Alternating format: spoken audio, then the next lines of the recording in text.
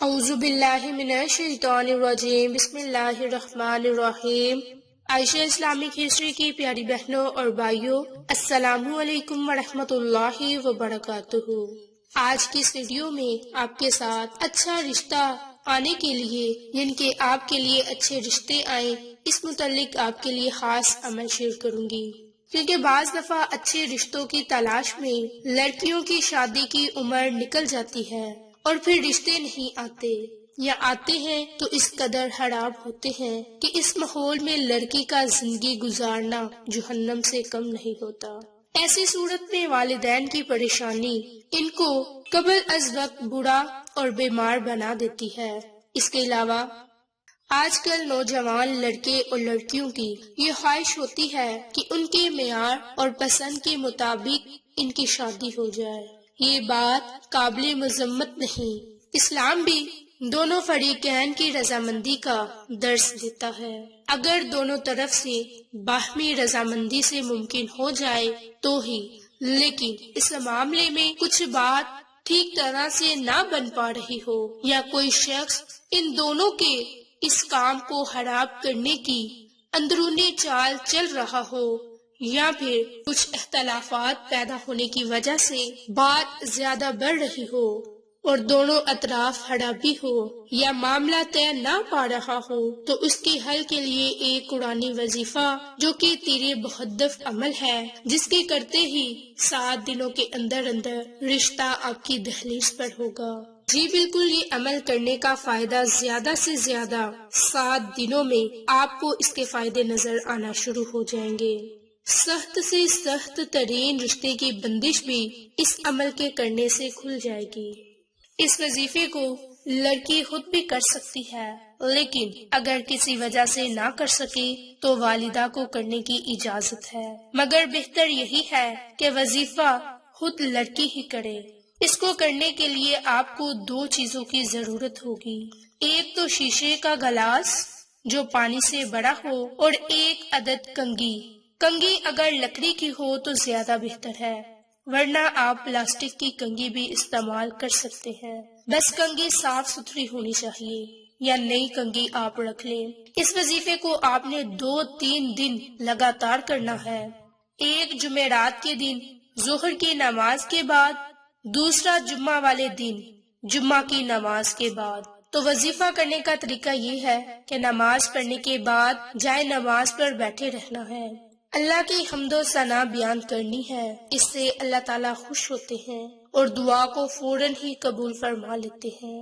حمد و ثنا کے بعد تسبیح یعنی کہ بسم اللہ پڑھنی ہے، اس کے بعد آپ نے 21 بار درود ابراہیم پڑھنا ہے، اور اس کے بعد 71 بار آیت الکرسی پڑھنی ہے، اور آخر میں بھی آپ نے 21 بار درود ابراہیم کا ورد کرنا ہے، اور پانی اور کنگھی پر دم کر لینا ہے۔ اب آپ نے کرنا یہ ہے کہ وہ پانی تو اس وقت پی لینا ہے، لیکن کنگھی کو پاس رکھ لینا ہے۔ اگلے دن جمعہ کی نماز کے بعد بالکل یہی عمل دہرانا ہے، یعنی 21 بار درود ابراہیم اور 71 مرتبہ آیت الکرسی، آخر میں بھی 21 مرتبہ درود پاک، اور پانی اور کنگھی پر دم کر کے اپنے پاس رکھ لینا ہے۔ اس کے بعد آپ نے اس پانی کو پی لینا ہے، پانی پینے کے بعد آپ نے اس کنگھی کو بھی اپنے پاس رکھ لینا ہے۔ اب کنگھی کے بارے میں ہم آپ کو بتائیں گے کہ اس کنگھی کو روزانہ آپ نے دن میں 2 بار اپنے بالوں میں پھیرنا ہے، اور یہ عمل آپ نے 7 دن تک مسلسل کرنا ہے۔ ایک بار صبح کنگھی کرنی ہے اور ایک مرتبہ دوپہر کو، اور یہ خیال رکھنا ہے کہ اس کنگھی کو کوئی اور شخص استعمال نہ کرے، ورنہ اس وظیفے کا اثر زائل ہو جائے گا۔ انشاءاللہ اس وظیفے کی برکت سے 7 دنوں سے پہلے رشتہ آپ کے گھر پر ہوگا۔